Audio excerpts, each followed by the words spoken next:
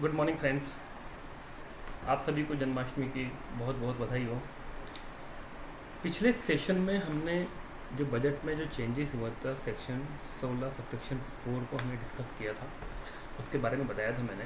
आज हम डिस्कस करेंगे जो सेक्शन 73 और 74 को लेके जो चेंजेस हुआ है इस बार के बजट 24 के अंदर, उसके बारे में मैं आपको बताना चाहूँगा। सेक्शन 73 और सेक्शन 74 ये दो ऐसे सेक्शन हैं जो पेनल्टी डिमांड और रिकवरी के लिए बनाए गए हैं।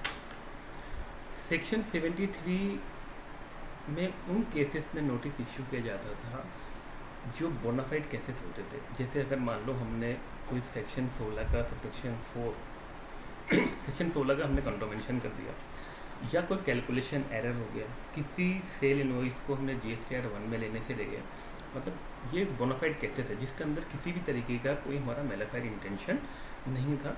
अगर उसमें हमारा कुछ शॉर्ट रिकवरी होता है, शॉर्ट डिपोजिशन होता है, तो उसमें डिपार्टमेंट सेक्शन 73 के अंदर हमें नोटिस इशू करता था।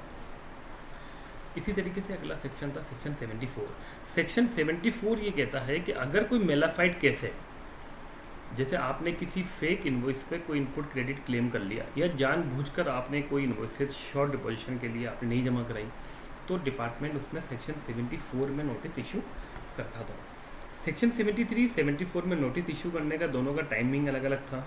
सेक्शन 73 में जो टाइम था वो 36 मंथ था, और सेक्शन 74 में जो टाइमिंग था नोटिस इशू करने का वो 54 मंथ था from the date of annual filing return. दोनों के केस के अंदर ऑर्डर इशू करने का कोई टाइम लिमिट फिक्स नहीं था। अब ये दोनों सेक्शन डिपार्टमेंट ने 31 मार्च 2024 को अबोलिश कर दिया गया है।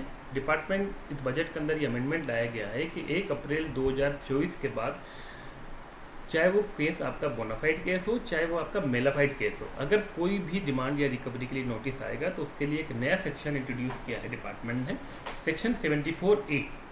यानी कि जितने भी नोटिस, जितने भी डिमांड और रिकवरी चलेगा आपका 31 मार्च 2024 तक, वो आपके पुराने जो सेक्शन है 73, 74 में चलेंगे। और 1 अप्रैल 2024 के बाद जो भी रिकवरी होगा वो रिकवरी आपका सेक्शन 74A के तहत होगा, चाहे ये केस आपका बोनाफाइड हो, चाहे ये केस आपका मेलाफाइड हो। इसमें कोई डिफरेंट नहीं रखा गया है। नोटिस इशू करने का टाइम भी फिक्स कर दिया गया है 42 मंथ। पहले 36 मंथ था, 54 मंथ था, उन दोनों को रिप्लेस कर दिया गया है 42 month from the date of annual filing return. और इसमें सबसे मेजर अमेंडमेंट ये भी किया गया है कि जो ऑर्डर इशू करने का डेट है उसकी टाइमलाइन भी फिक्स कर दी ताकि लिटिगेशन कम से कम हो सके। 12 month from the date of issue of notice.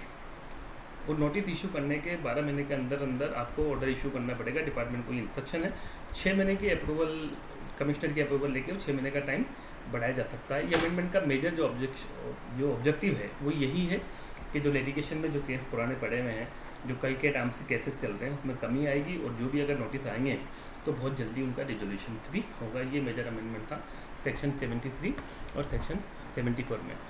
मुझे उम्मीद है आपको ये सेशन पसंद आया होगा। इसी तरीके के सेशन सुनने के लिए इस चैनल को सब्सक्राइब करिए और लाइक करिए। Thank you very much.